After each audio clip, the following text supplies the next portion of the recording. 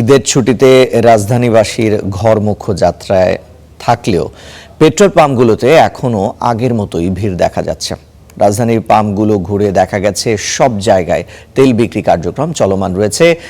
BPC নির্ধারিত সীমা তুলে দেবার পর প্রতিদিনই তেল পাচ্ছেন পাম্পগুলো, কিন্তু অতিরিক্ত চাপ থাকায় স্টেশনে তৈরি হচ্ছে দীর্ঘ লাইন। তবে তেল সরবরাহ স্বাভাবিক থাকায় ঘন্টার পর ঘন্টা অপেক্ষা করতে হচ্ছে না।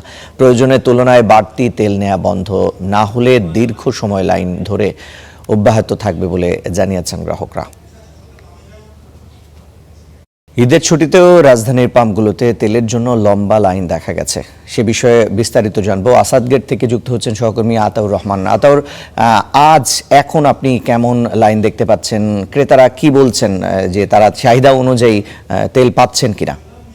যেমনটি বলছিলেন যে এখন কিন্তু ঈদের ছুটি চলছে এবং আজকে দ্বিতীয় দিন ছুটি অলরেডি চলে যাচ্ছে।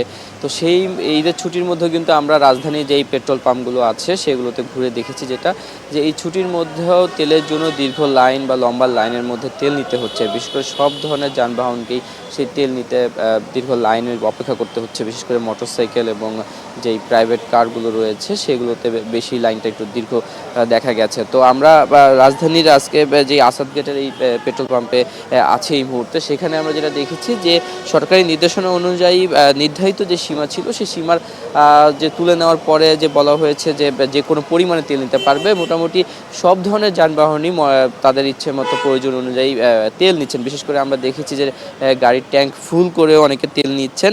এর মধ্যে কিছু রয়েছেন যারা ঢাকার বাইরে ঈদ করতে যাবেন, হয়তো আজকে বা আগামীকালকে যাবেন, তারা আজকে সেই তাদের প্রয়োজনীয় তেল নিয়ে রাখছেন। আর এছাড়া ঢাকায় আছেন কিন্তু ঈদের মধ্যে হয়তো তেল নেওয়া হবে না বা আবার কোনো সংকট তৈরি হয় কিনা সেই জায়গা থেকে সেই সন্দেহ বা শঙ্কা থেকে তারা অনেকেই তেল নিয়ে রাখছেন। যে কারণে সরকার নির্ধারিত সীমার যেই বিধিনিষেধ সেটা তুলে নিলেও এবং সব জায়গায় তেল সরবরাহ কিছুটা অনেকটা স্বাভাবিক করলেও এই পাম্পগুলোতে দীর্ঘ লাইন বা সারি দেখা যাচ্ছে।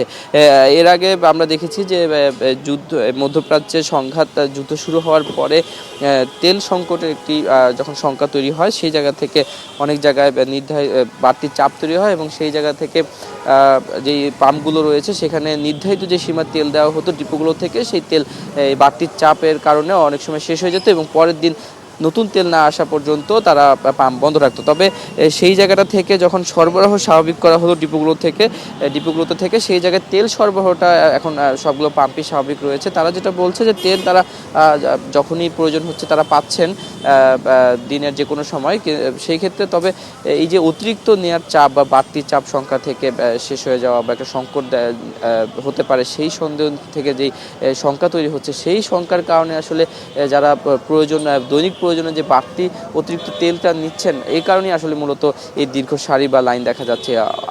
অন্যথায় তেলের আসলে এই মুহূর্তে কোনো সংকট নাই বা দীর্ঘ লাইন হওয়ার কোনো কথা নাই, কারণ ঈদের ছুটিতে অনেকেই রাজধানী ছেড়ে চলে গেছেন এবং রাজধানী এখন কিন্তু আমরা দেখেছি যে আজকে রাজধানীর বেশিরভাগ শহরই ফাঁকা।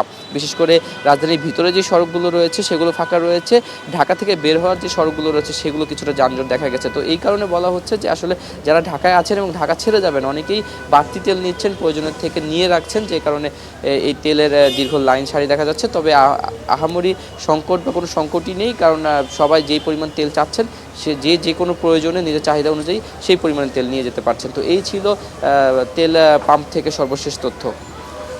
চাহিদা আছে এবং চাহিদা মতোই দীর্ঘ লাইন আছে, কিন্তু চাহিদা মতো তেল সবাই পাচ্ছেন সে বিষয়ে কিন্তু আমরা জানছিলাম। ধন্যবাদ আপনাকে।